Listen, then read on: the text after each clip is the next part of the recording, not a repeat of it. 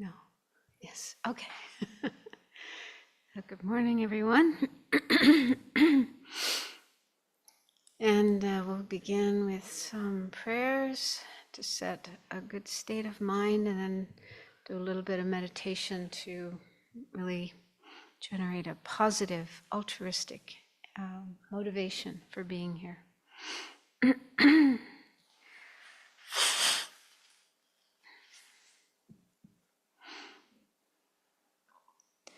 To the teacher endowed, transcendent destroyer, one that's gone, full destroyer, completely and fully awakened one, perfect in knowledge and good conduct, one gone to bliss, knower of the world, supreme guide of beings to be tamed, teacher of gods and humans to you, the Buddha endowed, transcendent destroyer, glorious conqueror, Shakyamuni, I prostrate, make offerings and go for refuge.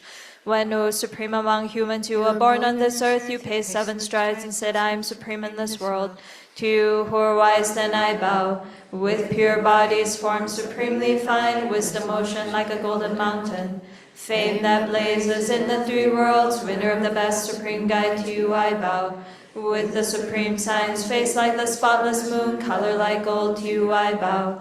You are immaculate, the 3 worlds are not, incomparable wise one, to you I bow.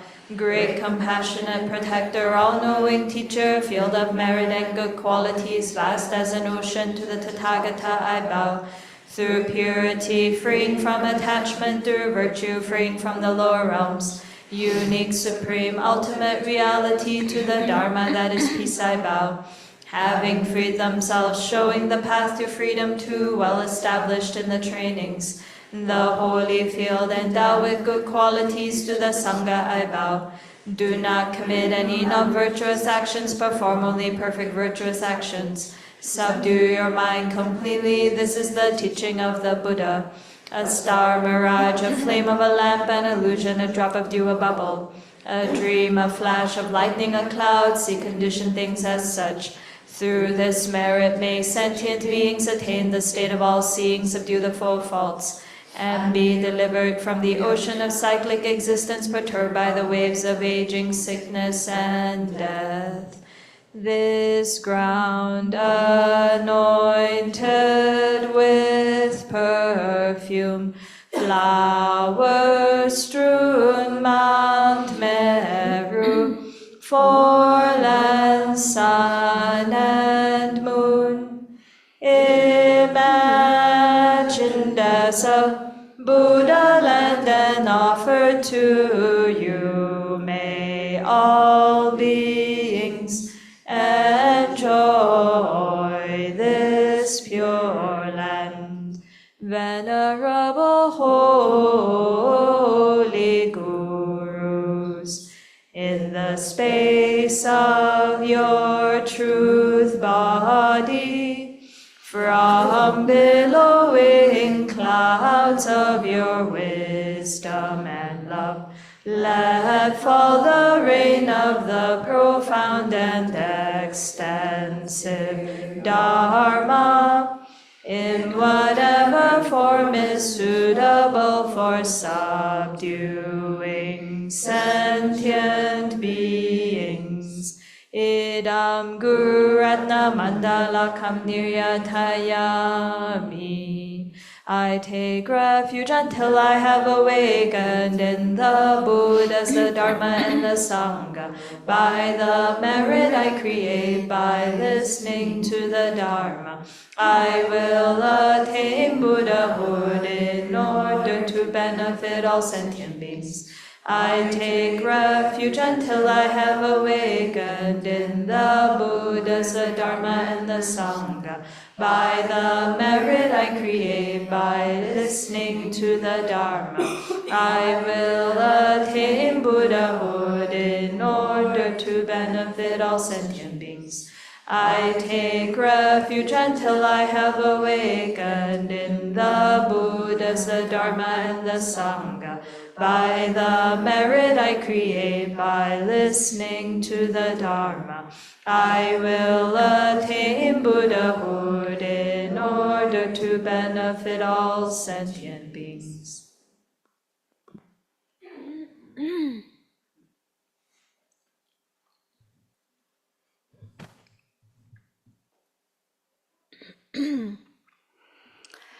So with certain prayers and practices that we do a lot every day, maybe a number of times each day, it can happen that we just recite them, we just do them without really thinking about what we're saying and thinking about other things. I certainly do that myself, so it's really easy to happen. So it's good to really try our best to pay attention to the words that we're reciting when we're reciting prayers, and really try to make sure we're feeling them. They're coming from our heart. So the prayer of refuge in Bodhicitta, we just recited 3 times, has so many beautiful, wonderful, powerful meanings. Taking refuge in Buddha, Dharma, and Sangha until we reach enlightenment, and then making that kind of pledge or promise that we will continue working for enlightenment, creating the causes of enlightenment, like giving and the other perfections, the other far-reaching attitudes. That includes ethics and patience or fortitude, joyous effort, concentration, and wisdom. So there's a huge amount of material there that we could really spend a lot of time thinking about. But let's at least try to make sure that we do have that feeling and that commitment to keep working on these practices, keep working on cultivating our love and our compassion and our bodhicitta, our wish to benefit all living beings throughout the universe, and keep working for enlightenment so that we can benefit them and also benefit ourselves in the best possible way. And really make sure that is your reason, your motivation for being here and participating in this class.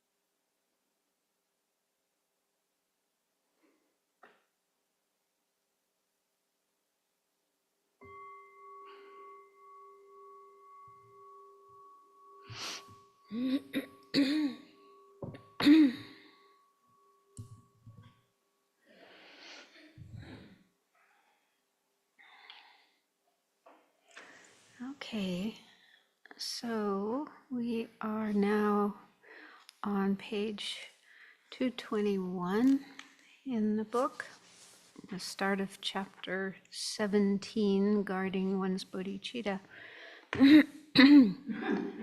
So last week we went through the description of the ritual for generating aspiring bodhicitta. And there's two ways that that can be done. One is with a commitment, and the other is without a commitment. So with a commitment means you commit yourself to doing certain practices regularly to maintain that aspiration to become enlightened. Make sure it doesn't weaken or disappear. But if you're not ready to do that, not ready to take on practices to maintain the bodhicitta, you can also just have the thought, well, yeah, I want to become enlightened to help all living beings, and I will try to do that, but without making commitment. So this next chapter, chapter 17, is going through the commitments, those who do make the commitment to do practices on a regular basis to maintain their bodhicitta. So these are the actual commitments. And there's kind of a lot of little details, little points in the book, and they're not numbered. And so I thought it would be helpful to number them. So I made slides with these points. But they're also, you're probably familiar in the Red Prayer Book, page 75 and 76. Those are listed there. But the wording is a little bit different. So this is all about how to make sure that bodhicitta doesn't degenerate in this lifetime, but also in future lives. We want to make sure that in our future lives, because it's probably going to take quite a few lives before we reach enlightenment, and we really want to make sure that this aspiration to become enlightened stays alive, strong, healthy in our heart, so that we can keep meeting with the conditions like teachers and conditions for practice, so we can keep following this path in our future lives as well. So these are really important points.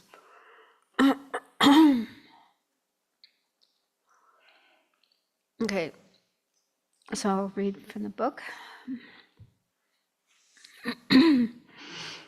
So guarding that which has been received without it degenerating. What has been received means bodhicitta. This has 2 points: training in the cause of bodhicitta not degenerating in this life, and training in the cause of not being separated from bodhicitta again in future lives. So first, training in the cause of bodhicitta not degenerating in this life. And this has 4 points. First, training in remembering the benefits so that the strength of one's delight in bodhicitta increases. Training in generating it 6 times so that actual bodhicitta increases. Training in not mentally abandoning any sentient being for whose welfare bodhicitta has been degenerated. And training in accumulating the collections of merit and wisdom. Okay, first is training in remembering the benefits so that the strength of one's delight in bodhicitta increases. Contemplate the benefits of bodhicitta by studying the sutras or hearing them from your guru. Since they have been taught extensively in the Marvelous Array Sutra, also known as the Gandavya Sutra, which we do have translations of, they should be studied there. As quoted above, that was back on page 192, that sutra says, bodhicitta is like the seed of all the dharma of the Buddha. And all the conduct and aspirations of the bodhisattvas are summarized in it. So it sort of summarizes all the attitudes and practices of bodhisattvas are summarized in bodhicitta. Therefore, it, bodhicitta, is said to be like a brief presentation or a summary, since although the extensive explanations of the elements is boundless, the brief presentation contains everything and distills the essential points of all bodhisattva paths. So there's a lot of details about what bodhisattvas need to cultivate and practice. I haven't actually read this sutra. I would like to one day, but it's on my list of long list of books that I want to read and don't always have time for. But yeah, but also in the ornament for clear realizations, it's incredibly extensive. It goes through all the different things bodhisattvas need to do, and it's amazing.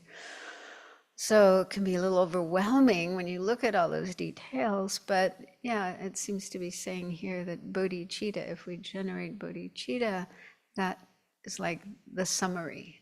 Yeah, that's like the essence of all the things that bodhisattvas need to develop in their minds and practice.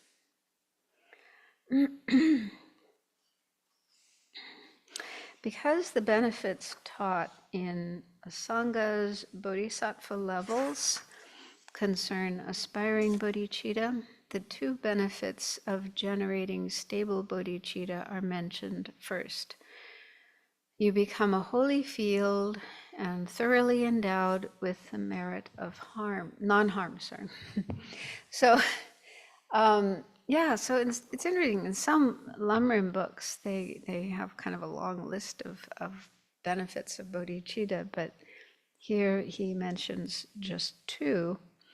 And these are from Asanga's bodhisattva levels, bodhisattva bhumi.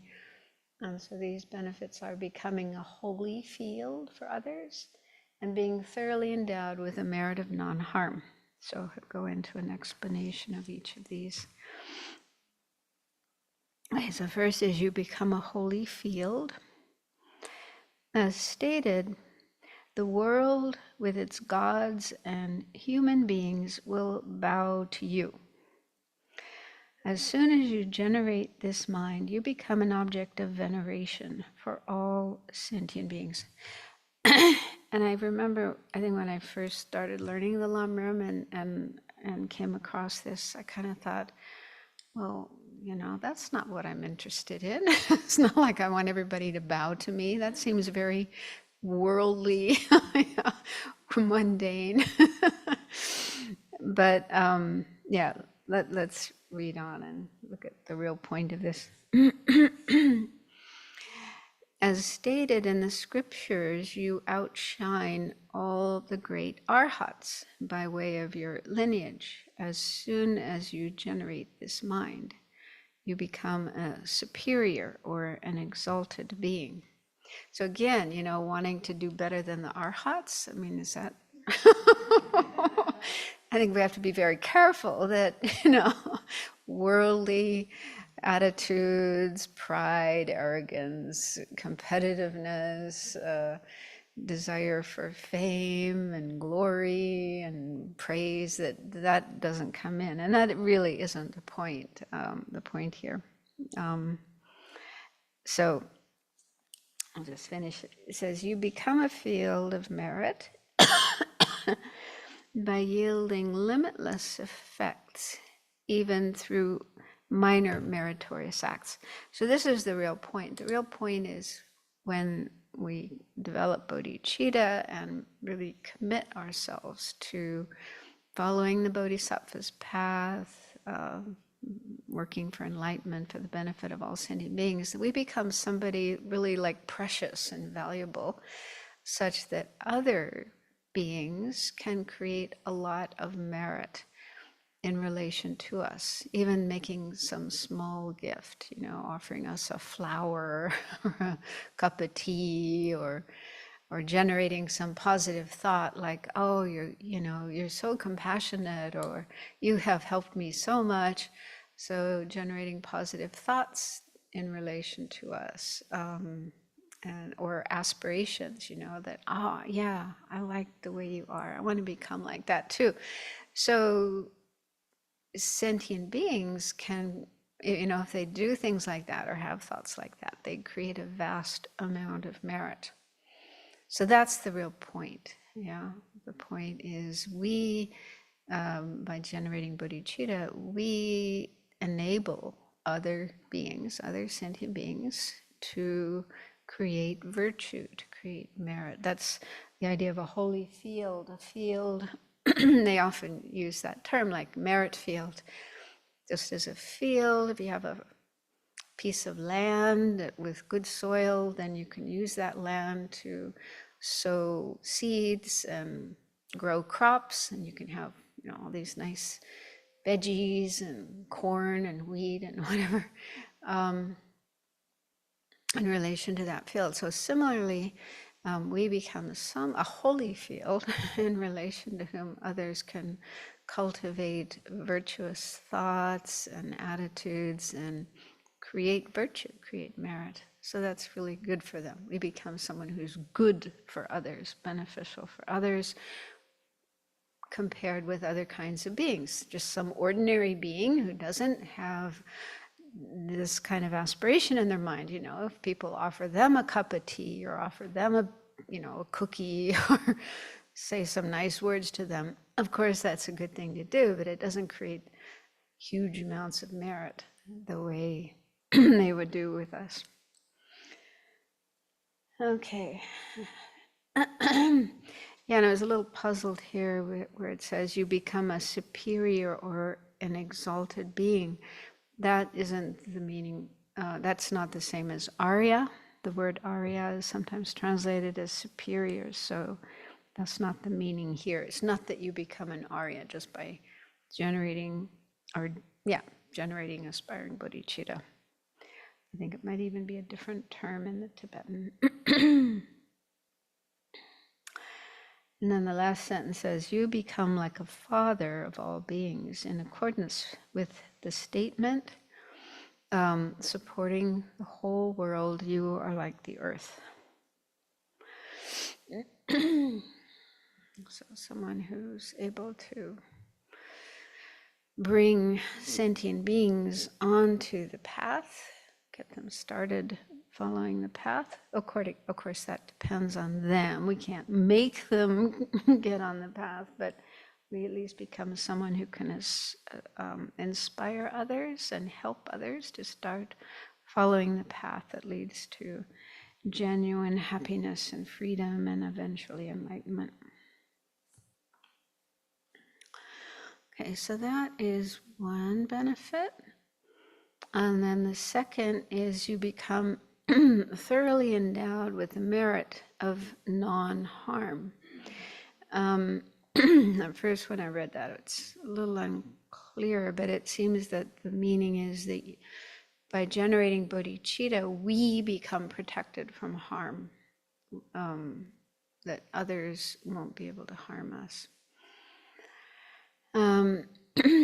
Since you are guarded by twice as many protectors as protect a universal monarch, yakshas and non-human primordial local guardians cannot harm you even when you are asleep, intoxicated, or careless.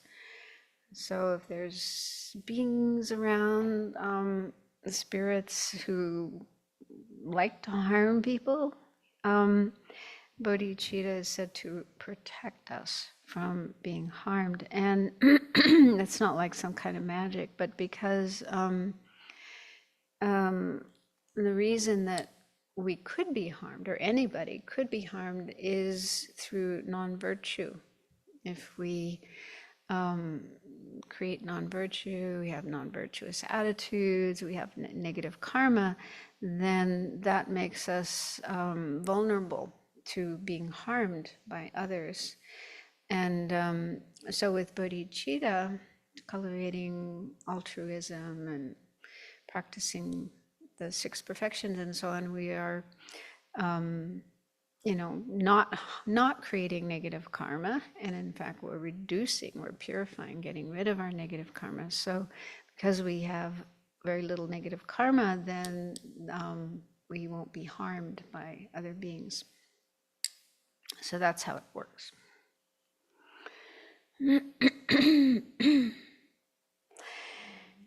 And then it also mentions some other aspects of non-harm. You pacify calamities. Well, I guess that doesn't always work. We've been trying to generate bodhicitta, but we still sometimes have calamities here. Harm and infectious diseases with the words of secret mantra and knowledge mantra. So here he's getting into tantra. So if you're, on top of having bodhicitta, you also do tantric practices, which do include, certain mantras that can be used to, pacify harm, and even the elements can be altered. So if you do those practices with bodhicitta, with the motivation of bodhicitta, they become more powerful, more effective. If even things that cannot be accomplished in the hands of sentient beings will be accomplished when they come into your hands, what need is there to mention that other things will be accomplished? Owing to this, the activities of pacification and so forth are shown to be easily accomplished in reliance on bodhicitta. So in Tantra, they talk about these 4 types of activities: pacification, increase, control, and the 4th one is sometimes called wrath, or I don't know what other words are, but these are like 4 different ways that bodhisattvas or people practicing Tantra, Vajrayana, can work for other beings, help other beings. So pacification is like pacifying sickness and things like that. And increase is increasing things like your life, your health, your resources, and so on. And control is, they sort of get increasingly powerful. Control is to be able to bring other beings and forces under your control. And then wrath is to deal with malicious and harmful beings who can't be pacified in other ways. So sometimes you have to use really forceful means. So if you engage in those practices with bodhicitta, then they'll be more effective. And therefore, if you have that, you will also quickly accomplish the common siddhis. So through the practice of Tantra, these different kinds of powers that you can develop.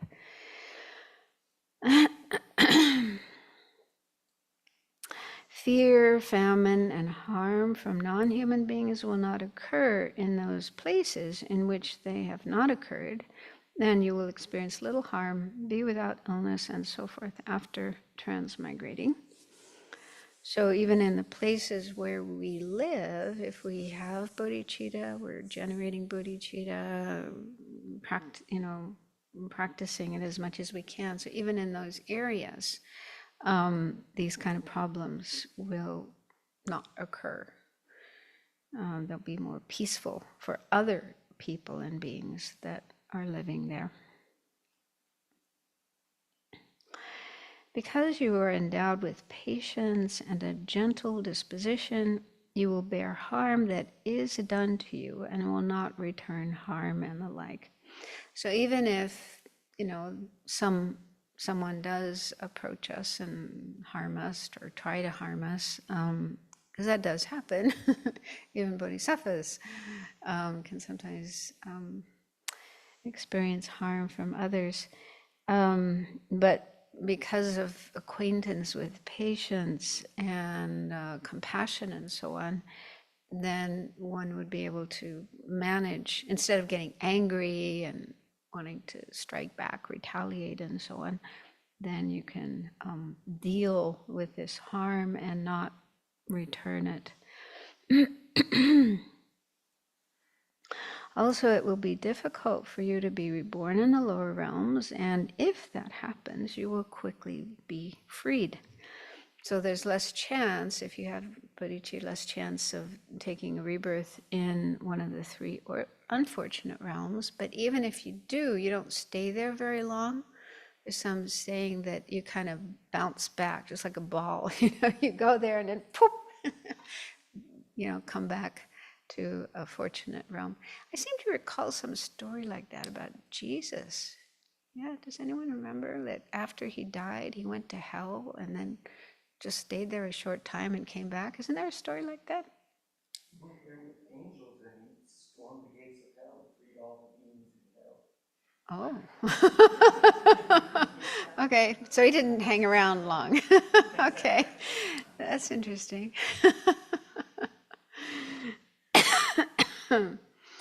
But yeah, so even if you do go to an unfortunate realm, you don't get stuck there.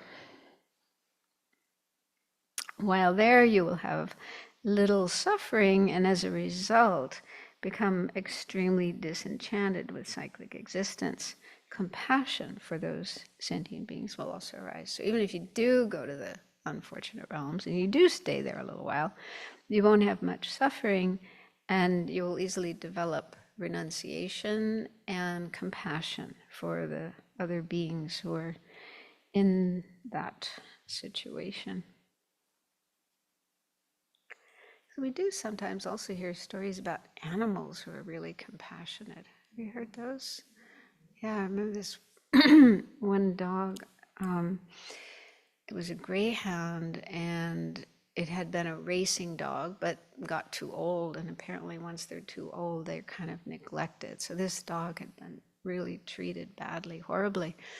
But it was rescued and then taken to a rescue place. And the owners of the rescue place thought, oh, they'll take care of this dog and then find a home for it.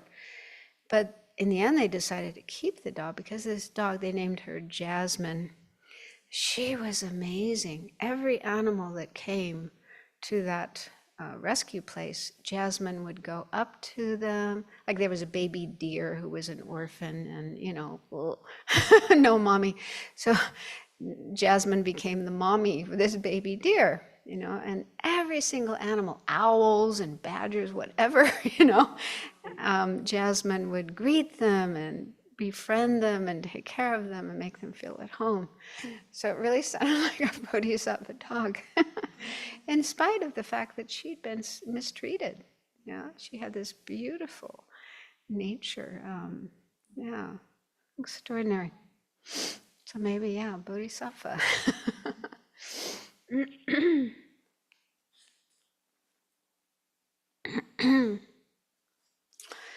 If the merit of bodhicitta were to become form, it could not be contained in space itself. So the whole universe, the whole cosmos wouldn't be big enough to contain the merit of bodhicitta if it was in form. Making offerings of material things to the Buddhas does not compare to it, even partially. There's a quote from the Questions of the Householder Viradatta Sutra. If the merit of bodhicitta were to take physical form, it would fill the entire realm of space and then even surpass it. Someone might offer Buddha fields filled with jewels as numerous as the sand grains of the river Ganges to the protector of the world, but to join the palms and bow to bodhicitta is distinctly superior to that offering made. As for this, it has no limit.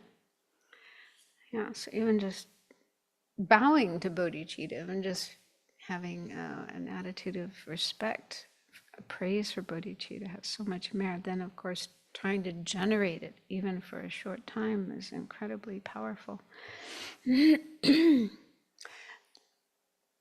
Once a teacher was circumambulating the Vajra seat in Bodh Gaya, and contemplating how to attain complete enlightenment quickly.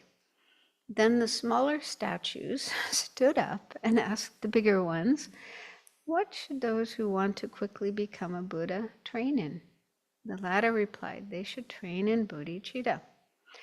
In the sky above the main temple, a young woman questioned an older woman, and the latter made a similar reply.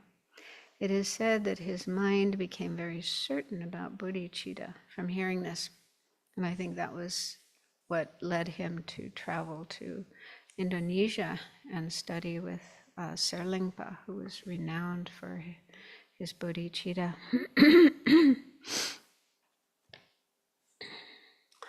In that way, you should understand Bodhicitta as the condensed essential point of all the Mahayana instructions, the great treasure among all siddhis, the distinctive feature that differentiates the Mahayana from the Hinayana, and the supreme basis that exhorts one to the vast conduct of the victor's children.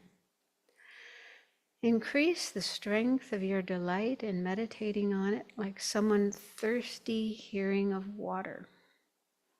This is because the Buddhas and their children analyzed the paths for many eons and with increasing subtlety with their marvelous exalted knowledge, and saw it to be the supreme method for attaining Buddhahood.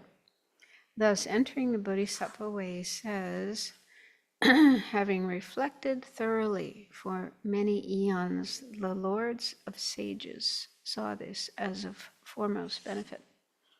So it's recommended by all the Buddhas and Bodhisattvas.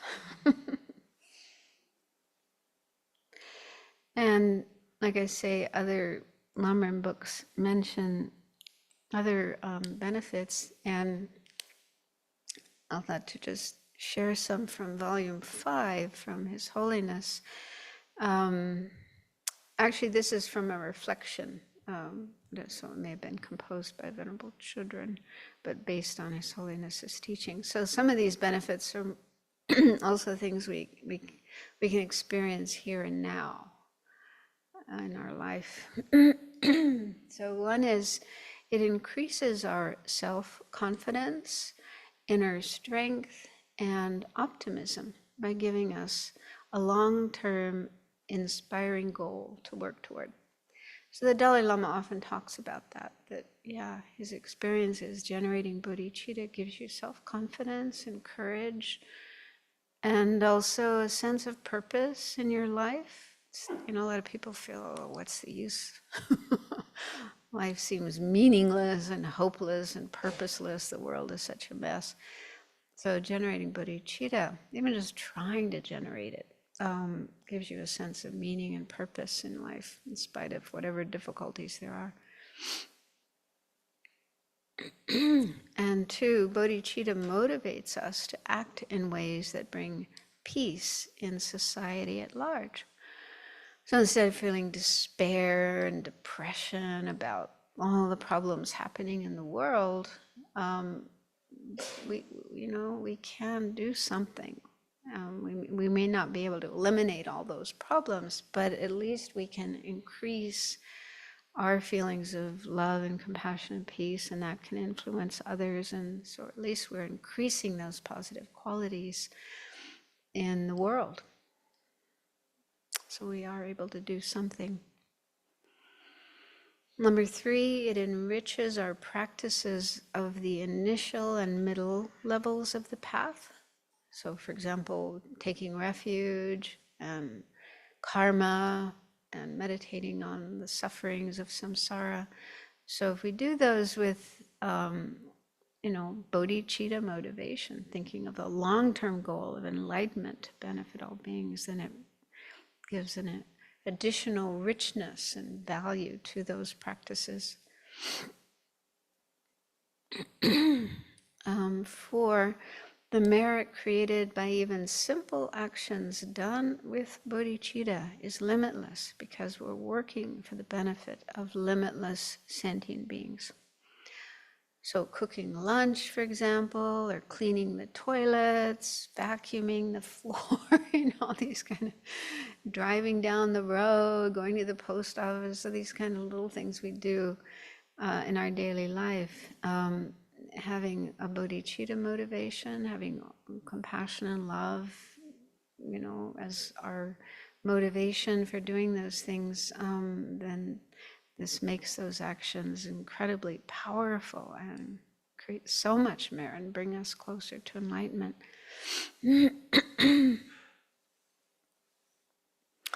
And then number 5, Buddhas and Bodhisattvas are role models that inspire us to transform our actions of body, speech, and mind into virtue. So we have these great role models, not like, some people have role models who are like football players or, celebrities, billionaires. So we have really meaningful role models that we can look to and be inspired by and energized by and try to emulate. 6, spiritual realizations will come quicker due to the power of working for the benefit of all beings. So we do want to transform our mind and develop good qualities and realizations. So if we do our practices and meditations with the bodhicitta motivation, that will strengthen, enhance our practices, and enable us to develop those qualities and realizations more quickly. So it's good to have at least a few of the benefits of bodhicitta that you contemplate each day, just to keep up your sense of how precious this mind is, and your energy to keep working on cultivating it and not letting it,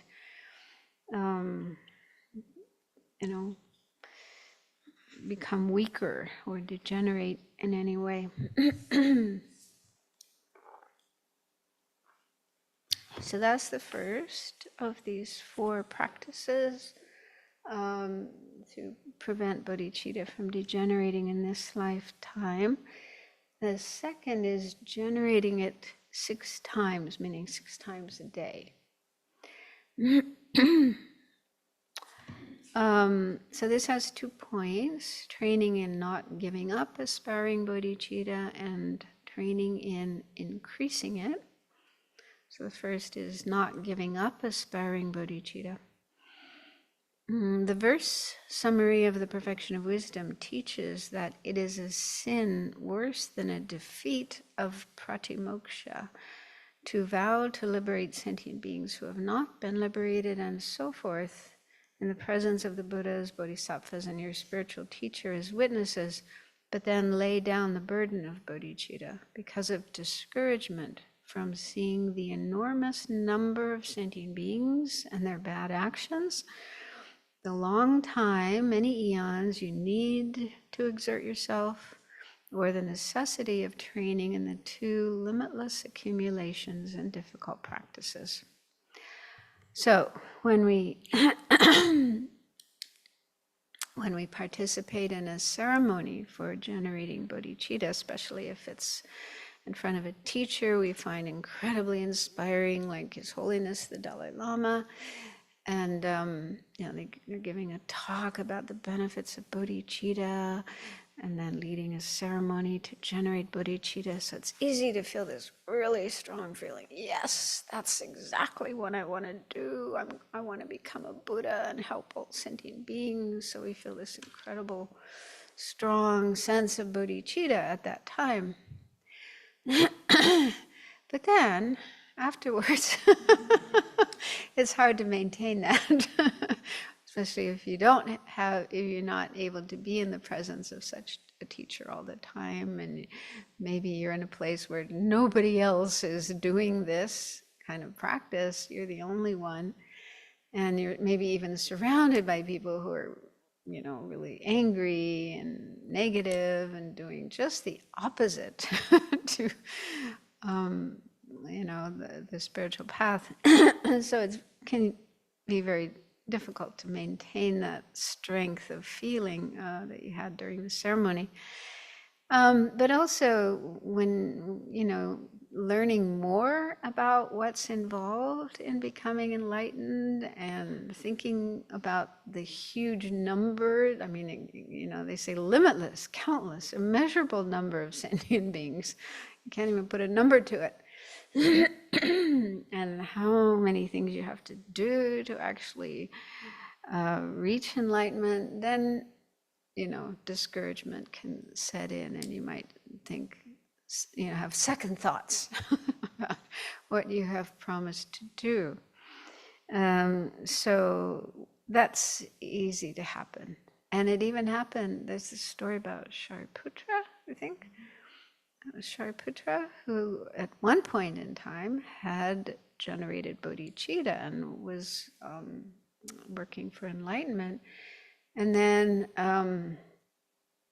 he encountered this person who asked for his hand, literally, I want your hand. And being, very compassionate and free of self-centeredness, he actually cut off his hand and handed it to the other person. But see, what was it? I think he cut off his right hand and handed it with his left hand, which is very insulting in India. You never give anything with your left hand. That's the one you clean yourself with after you go to the toilet. So it's like really insulting to give something with your left hand. And so this person was like, insulted and said, no way, I'm not going to take that.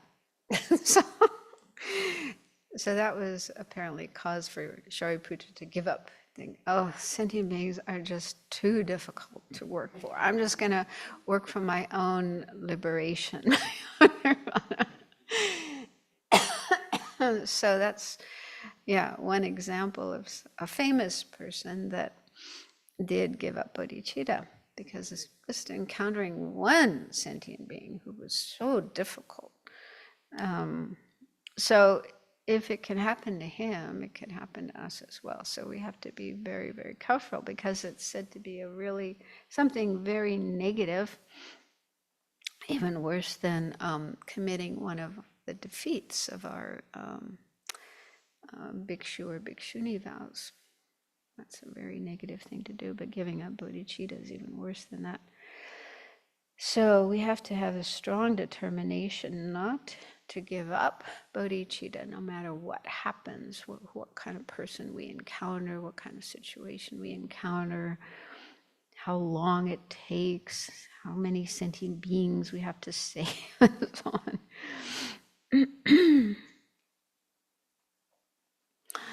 So entering the Bodhisattva way says that if you give up the mind you have undertaken, you will have to wander in the lower realms for a long time.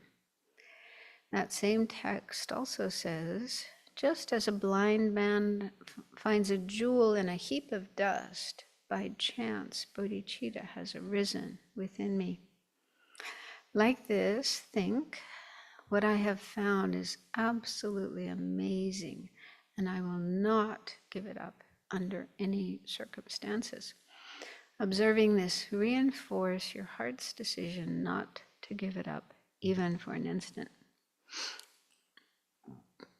So again, we have to really have a strong awareness of the benefits of bodhicitta, the value, the preciousness of it, just like it's more precious than all the jewels and gold and diamonds and all these kind of things, billions of dollars, more precious than even all of that.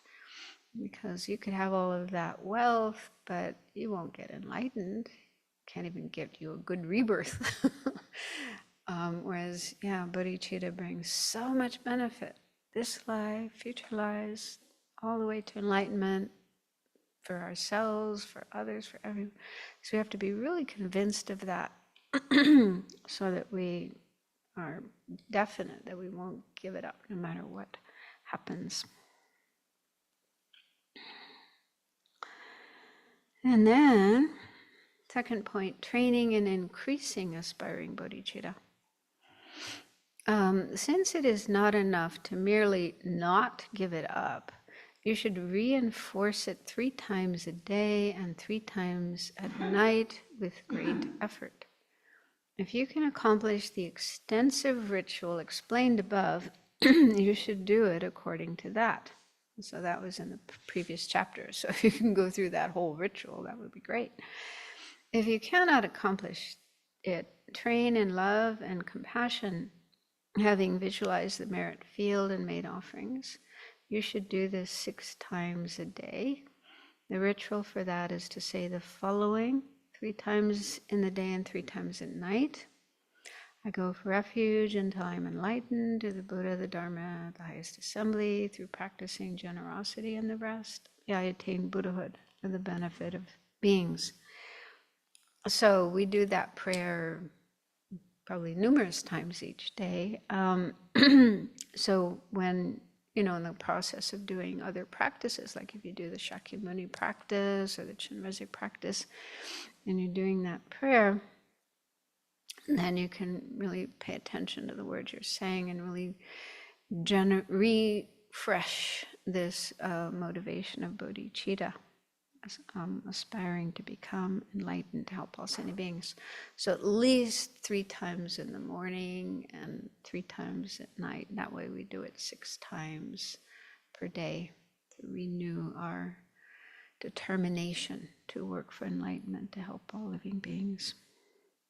But yeah, any other time, if during a teaching or during an initiation, if the teacher is offering the Bodhisattva vows, the ritual for renewing aspiring bodhicitta or renewing the Bodhisattva vow, then it's good to take advantage of that and do that, go through that ritual.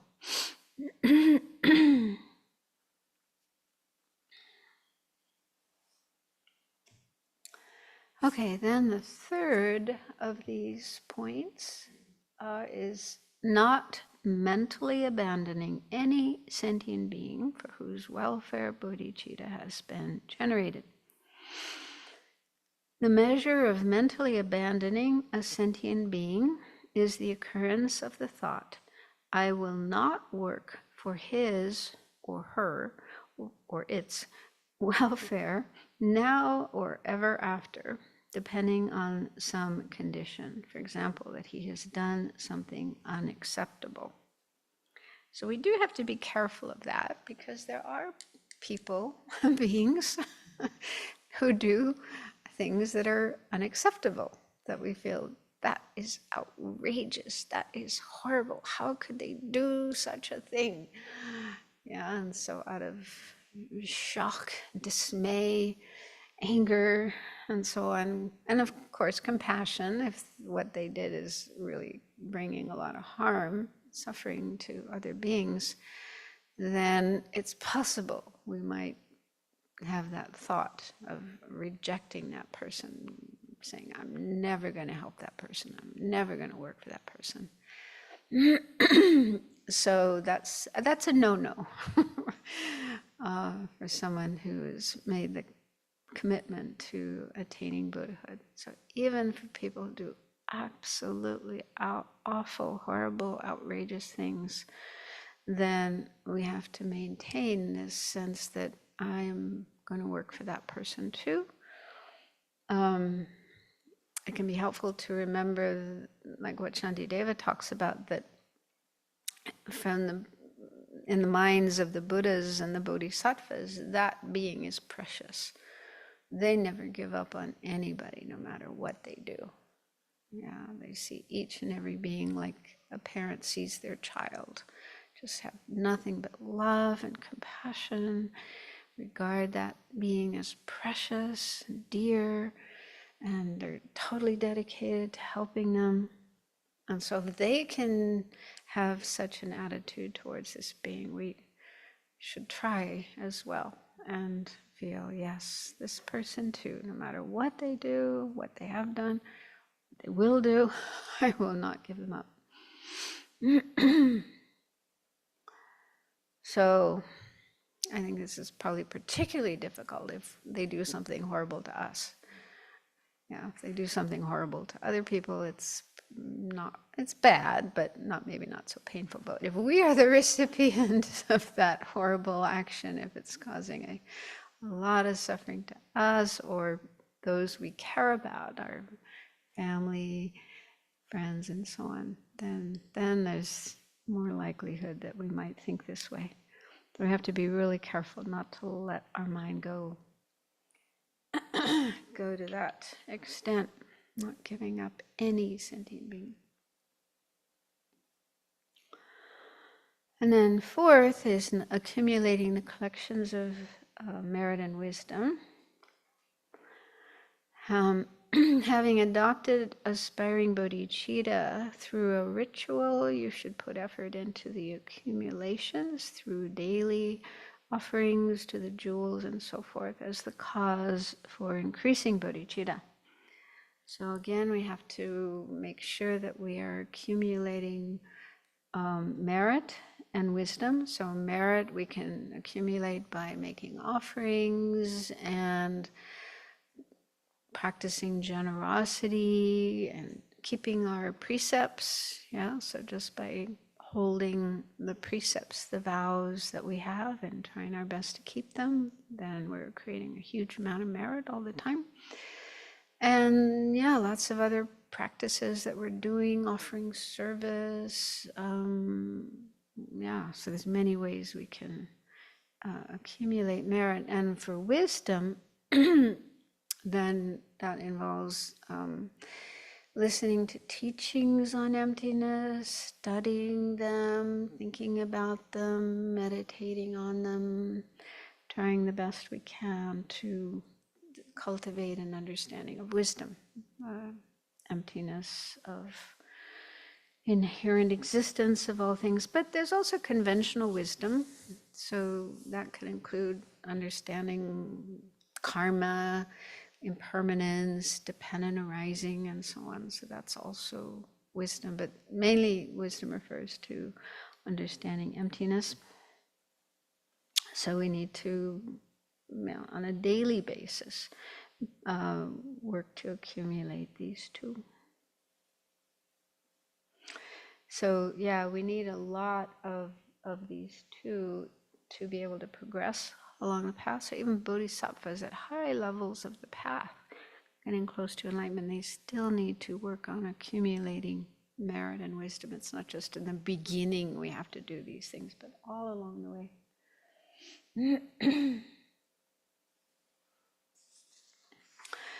So those are the four things to do to make sure that our bodhicitta doesn't degenerate in this lifetime. And next are things to do to make sure that we're not separated from bodhicitta in future lives. Okay, and that has 2 points. First, training and abandoning the 4 non-virtuous practices that cause it to degenerate. And then second, training and adopting the 4 virtuous practices that do not allow it to generate. So there's 4 bad things to give up and then 4 good things to do. And these are kind of opposite to each other.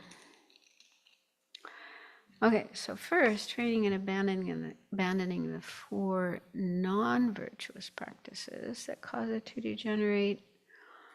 Among the 4 non-virtuous practices, the first is deceiving one's abbot, master. So master here is upajjhaya.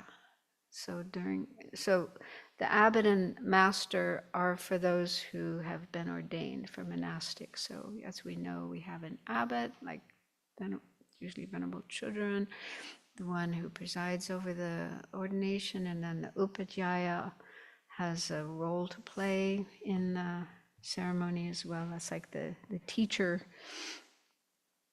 So if you have an abbot and an upajjhaya, if you have a guru or a number of gurus, spiritual teachers, spiritual mentors, or those worthy of offering. So Geshe Zopa said that can be anyone who has good qualities and helps you follow the path. So people like those, we should not deceive them. It says, the objects are one's abbot and master, which is easy to understand, your guru, who is someone who wishes to benefit you, and those worthy of offerings are those endowed with excellent qualities, even though they do not belong to the preceding two categories. Someone might wonder, what action becomes a non-virtuous practice when it is done to one's abbot and so on? It is a non-virtuous practice to knowingly cheat him or her, whatever the means. So knowingly means intentionally. It's like you know that you're cheating them, you're deceiving them, and not accidentally, or not without awareness. However, as the deceit and shiftiness that are not lies are indicated below, here it must refer specifically to cheating through lying. So deceit and shiftiness are mentioned later under the fourth of the these non-virtuous actions, so I'll explain them there. But so he's saying here that this first one specifically means lying, telling lies, and not just being deceiving or shifty or pretentious. This is because the compendium of trainings teaches that abandoning a non-virtuous practice constitutes a virtuous practice, and because the antidote of this non-virtuous practice is the first of the four virtuous practices. So the first of the four virtuous practices is to eliminate lying, to, stop telling lies. And since that is the direct opposite to this one, then this one must mean telling lies. That's what he's saying here. So the word deceiving here doesn't just mean being pretentious or covering up faults, but actually lying. So Geshe-Zopa says, and the object of this action is anybody who has good qualities and helps you to practice the path. And your deceit must be intentional, not accidental. And it must involve lying, the action of speech. He says it actually has to be an action of speech, but I think it could also be done through writing. I checked out with Geshe Dado, when they talk about the four non-virtues of speech, I asked, can those be created, writing emails and social media posts and so on? Lots of ways we can, express ourselves without actual speech. And he said, yes. So I think that probably applies here as well. If you write a letter or an email or whatever,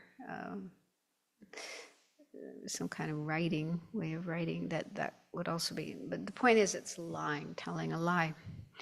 And so Geshe-Zopa gives an example of this. He says, if our abbot, preceptor, or spiritual teacher asks us if we have done such and such, some kind of transgression of our precepts or of the rules, and we say no, even though we did in fact do it, okay, then that would be an example of this one. And Lama Tsongkhapa gives another example in the Lamrim Chenmo, saying one thing to the guru and then something else to one's friends, and saying, don't let the teacher know. So in front of your teacher, you say something, and then behind their back to your friends, you say something else, and, ask them not to tell the teacher. So he didn't give a specific example of that, but that's something that could happen to us. So we have to be careful and cultivate an attitude of openness, transparency, honesty with respect to our teachers. And Geshe Sopa said, if we do this kind of behavior, the karma will result in not meeting with the teachings, with the teacher, or honest and helpful friends in the future. So if we see the disadvantages of that, and we really want to make sure then in our future lives we have access to teachers, teachings, and people who are honest, people who, value honesty and the Dharma. So if we really want to make sure we have those kind of conditions in the future, we have to avoid this one, being deceitful, being dishonest. And then the second one is to cause others to regret virtues that they do not regret. Here, the object is another person who does not regret a virtue that he has done. The action toward that person is to express regret for that which is not an object of regret, with the intention of making him regret it. Whether or not the person is deceived and whether or not the person has regrets, it is the same. So maybe somebody makes a donation. They give some donation, some sum of money to some charity, and they feel happy about what they did. They don't feel any regret, but you say something like, wow, you really gave a lot of money. Are you sure you can afford it? Or something like that. And then, yeah, they start thinking about it, and then they think, yeah, maybe I shouldn't have given that. They generate regret.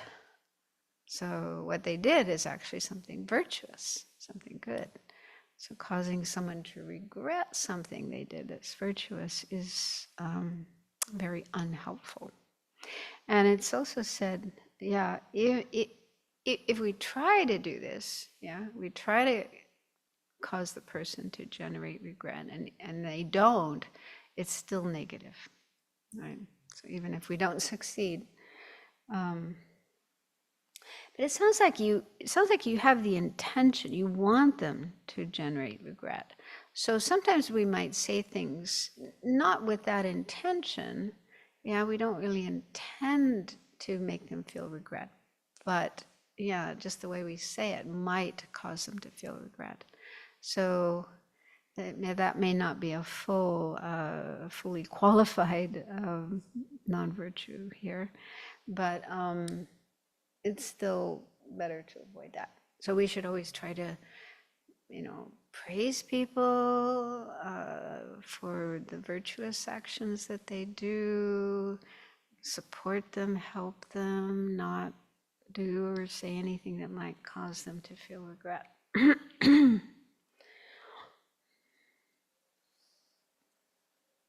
Okay, the third is to say something uncomplimentary and the like about a sentient being who has entered the Mahayana, meaning a bodhisattva. And the object here is someone who has generated bodhicitta and possesses it. The action toward them is to say something unpleasant, motivated by hatred. So it seems like the motivation here has to be hatred, anger.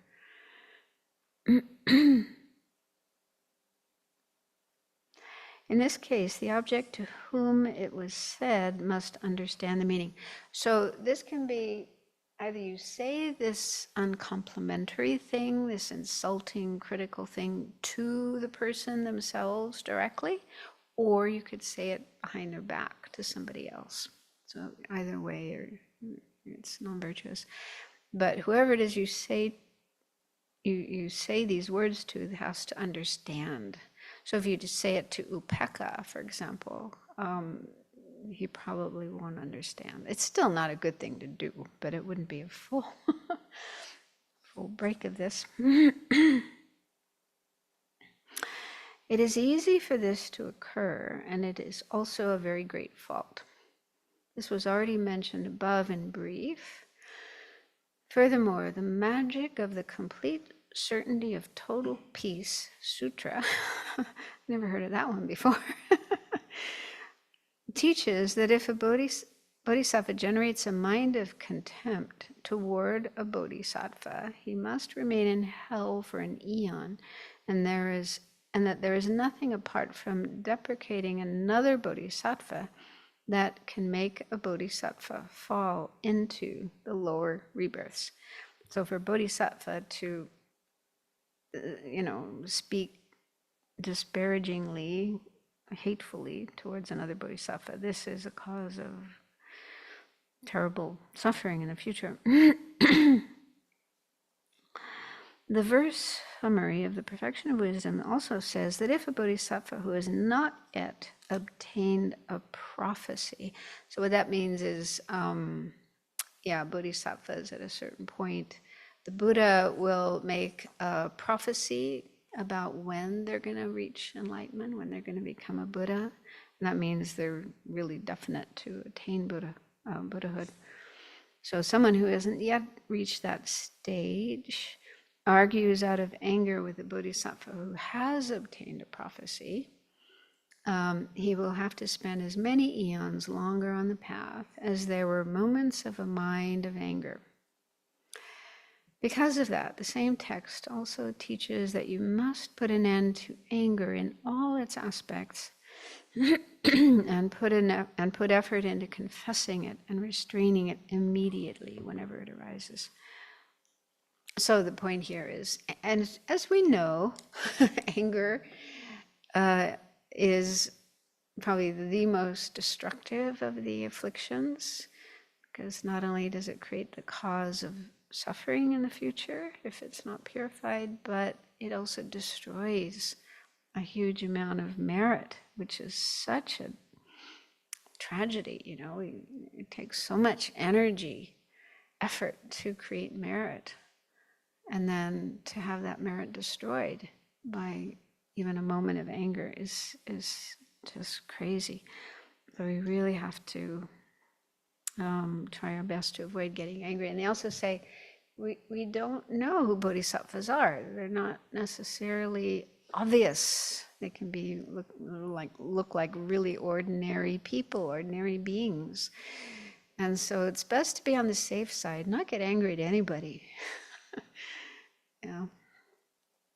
And and even if we do get angry, keep your mouth shut. Zip. Don't say anything, or go out in the forest and yell, but not say it to another person, another being, because this is creating really heavy negative karma. Okay, number 4 is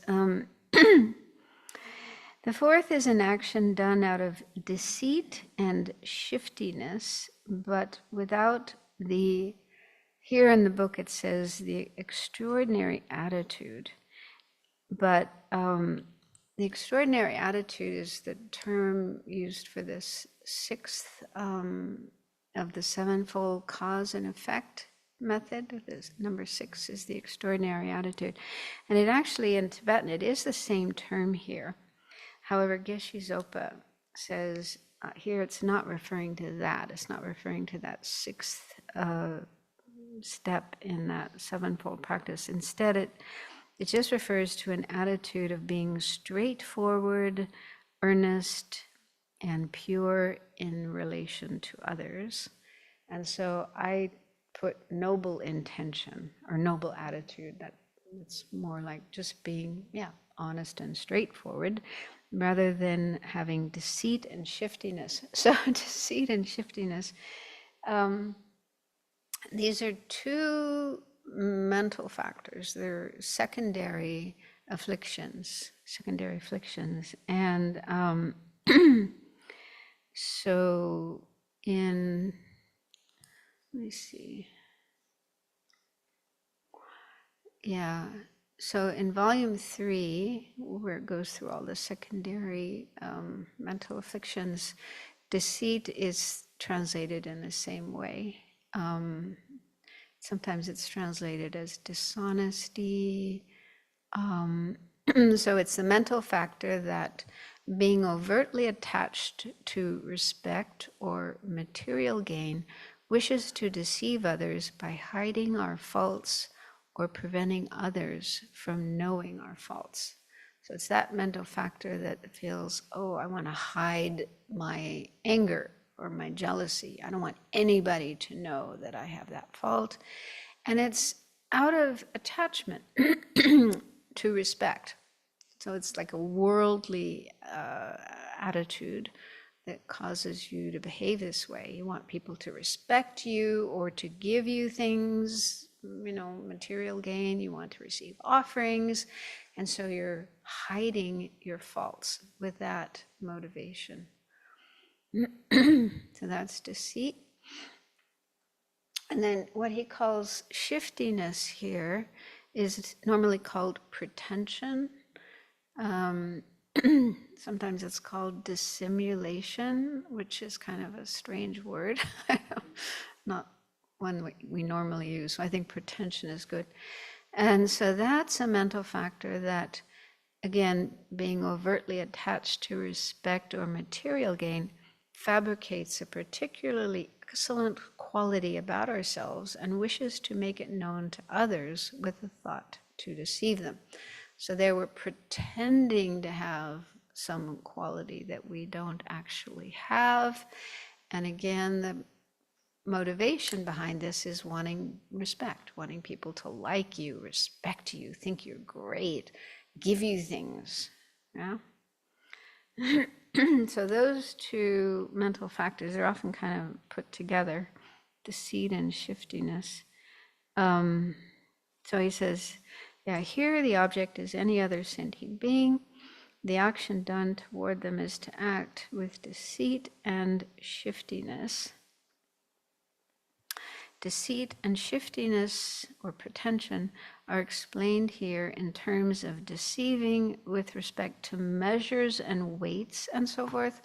So if you're a shopkeeper, or I guess any kind of business person, and you use some devious means to, charge more money or give people less goods, then that's attachment to material gain. So you're behaving in a way that is deceitful out of attachment to more profit for yourself.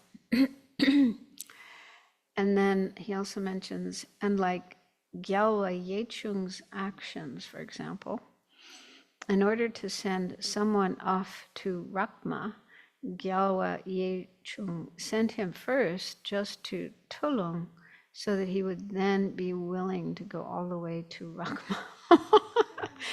So yeah, this Gyalwa Yechung apparently wanted to send someone to Tulung, which was very, very far away, and thought that the person probably would say no, not be willing to go. So instead of that, he sent them to this first place, which was closer, and the person was willing to go there. But then when he arrived there, he was told, oh, actually, you have to go to Tulung. So it was deceitful. It was a deceitful behavior. According to the Compendium of Trainings, deceit is to feign qualities one does not possess, and shiftiness is to take measures to hide one's faults. Oh, so this is actually kind of the opposite. Huh.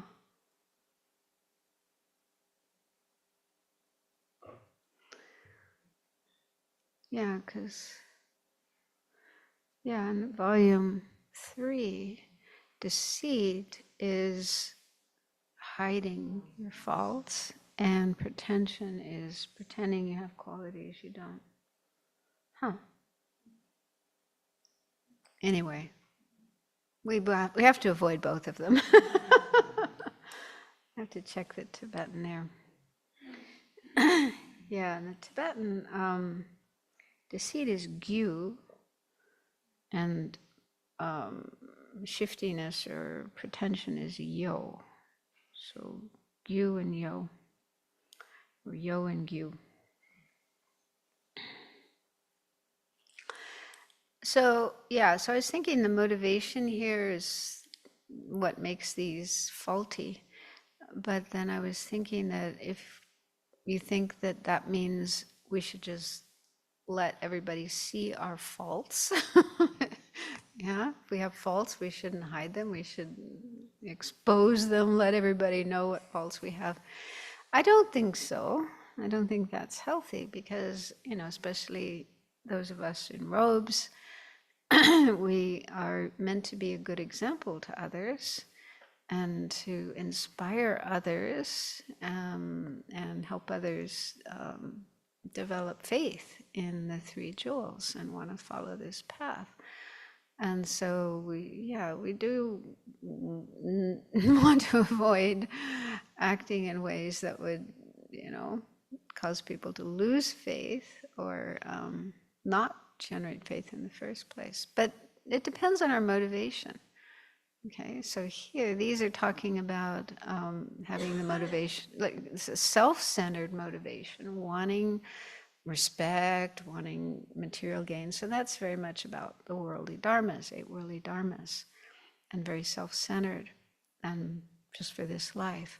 So if that is the motivation behind hiding faults or pretending to be more virtuous than you really are, then that would be these mental factors. But on the other hand, if you care about others and you care about the Dharma, and you want to be a good example that will inspire people, and it's with that motivation that you are not revealing your faults or acting in a virtuous way, even though internally you may not have such good thoughts or good attitudes.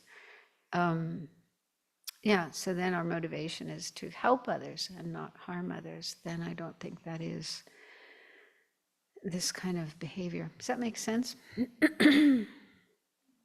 So the motivation is important. And I think too that, if we are aware of faults that we have and shortcomings and a lack of virtue, that we really have the determination to work on those, apply antidotes to the faults and work on increasing our virtue.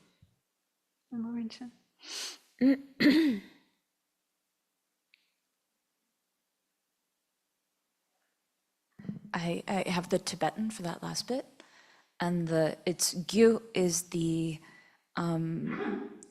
pretending that you have good qualities you don't have, and then yo is for the hiding of faults. So that's the Tibetan terms they're using.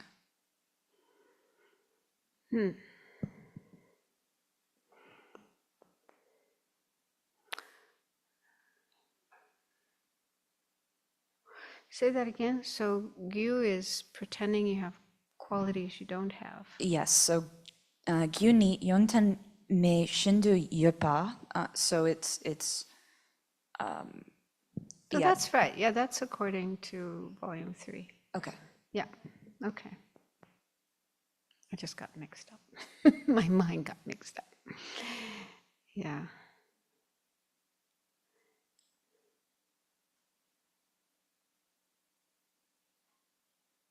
Oh, no, it's not. No, so volume C says deceit or gyu is hiding faults, and shiftiness, pretension, yo, is pretending to have qualities you don't have. So is that what it says? This seems to say the opposite if I'm reading it right. Interesting.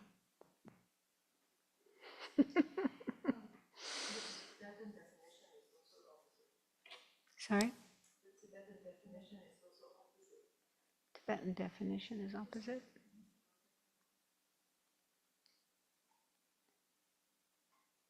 The Tibetan definition for gyu is soso ketsang, your own benefit.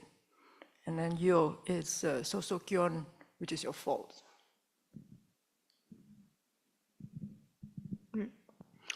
Anyway, I'm confused right now. Can't think straight.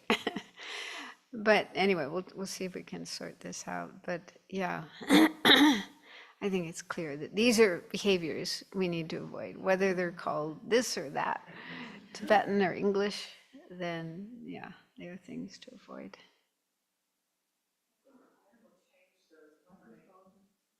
Hmm?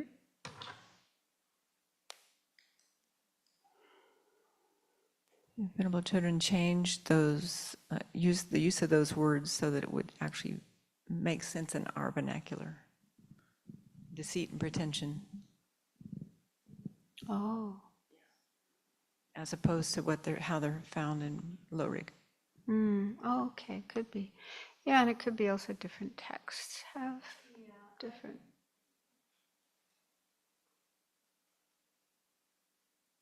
My chart of multiple translations, Jeffrey and Alex's, and then what's in the Compendium of Higher Knowledge and what's in Vasubandhu. And it looks like volume 3, just looking at it quickly, is actually in line with the consensus of these 4 sources.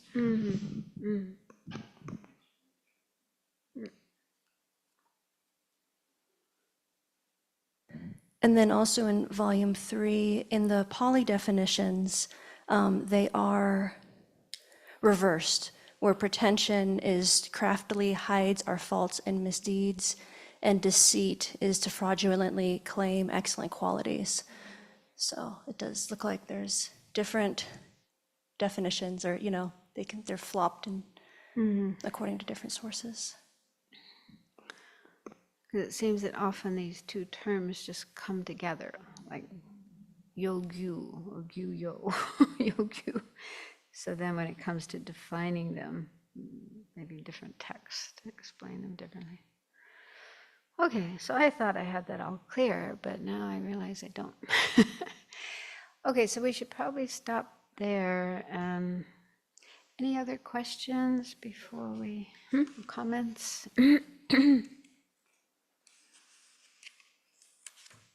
I think in my mind that what you said, Venerable, is that it all comes out to motivation. I mean, putting your whole negative behavior out for the world to see is one thing. But Venerable encourages, and it's part of our values, is that transparency is very much a virtuous quality that we want to foster. But the motivation on why we do that, a lot of our BBCs, there's a lot of transparency on the ways that we've misstepped along the path and what we've learned from that. And so transparency is very much a value that we treasure, but there is a wisdom around that and a motivation that has to be really clean and clear to be able to utilize that transparency. And I think the community with the BBCs, I think sometimes does a beautiful job of how we get out there with our faults and then we come back around and say, this is what happened, this is how I had to think differently, and this is what I'm working on. And I think it inspires people, so that they know we too have to struggle with this stuff as well, Yeah, I think it's different being transparent, like in the BBCs or in the discussions. You're talking about, I got angry or I did this or whatever. But then you're honest. You're showing regret. You're showing transparency, and you're also talking about how you're trying to work on it. Maybe things you've done to already work, other things you were hoping to do in the future. So that's different than just, acting out these negative qualities or faults and not showing any regret, not showing that you're trying to work on them. But I think that there's a place in there when it's a behavior that could be embarrassing to talk about, because the worldly concerns are involved, even though we're trying. I mean, I see the big difference, but sometimes it does, you can see the self-centered thought trying to hold, at least I see it, try to hold back something that I think is worth sharing out of a sense of shame or embarrassment to my reputation or what people will think. So, I mean, there's also a place in there where you have to navigate. It's not just not caring or giving a darn, but there's certainly a place where you have to give up the self-centered thought and that attachment to reputation sometimes in order to have the greater gain and benefit for everybody. Yeah. And I think it's also really helpful. I mean, like for myself, it took me a long time to get to the point where I could talk about things in myself. Then I was so terrified that everybody will hate me if they know that. But yeah, even when I'm teaching, I'll sometimes talk about things that I've done, attitudes that I've had, and so on. And people often say how helpful that is. And I find it helpful too when I hear a teacher talking. The Dalai Lama can be very transparent, that he gets angry and he likes to eat food, and, these kind of things. It kind of makes you feel, oh, I'm not so bad if I have that too. It just helps you to feel closer to teachers and fellow practitioners when they do show that willingness to reveal things in themselves instead of acting absolutely perfect. And then it's like, oh, they're way up there and I could never be like that. So it can be very, very helpful.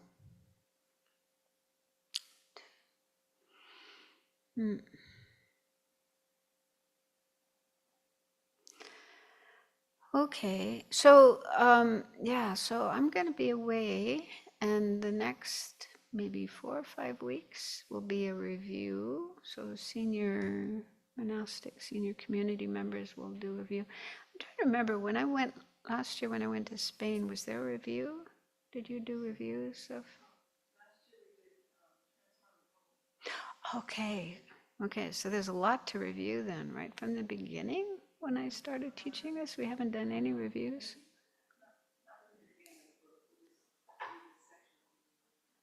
Okay, so anyway, there'll be a review over the next few weeks of previously covered material, and then I'll be back. I don't know, when I come back, I'll be coming back just 2 days before this class. I'm not sure if I'll be able to. Well, huh?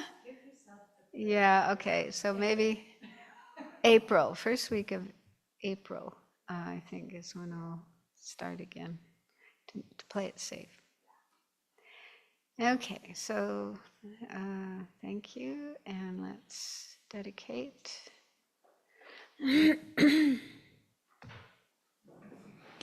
May the spiritual teachers who lead me on the sacred path, and all spiritual friends who practice it, have long life. May I pacify completely all outer and inner hindrances. Grant such inspiration, I pray. May the lives of the venerable spiritual mentors be stable, and their virtuous actions spread in the 10 directions. May the light of Losang's teachings dispelling the darkness of the beings in the 3 worlds always increase. Idam Guru Ratna Mandalakam Niryatayami.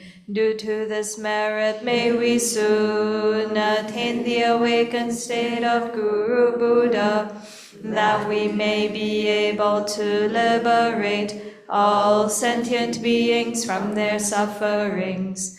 May the precious Bodhi mind, not yet born, arise and grow. May that born have no decline, but increase forevermore.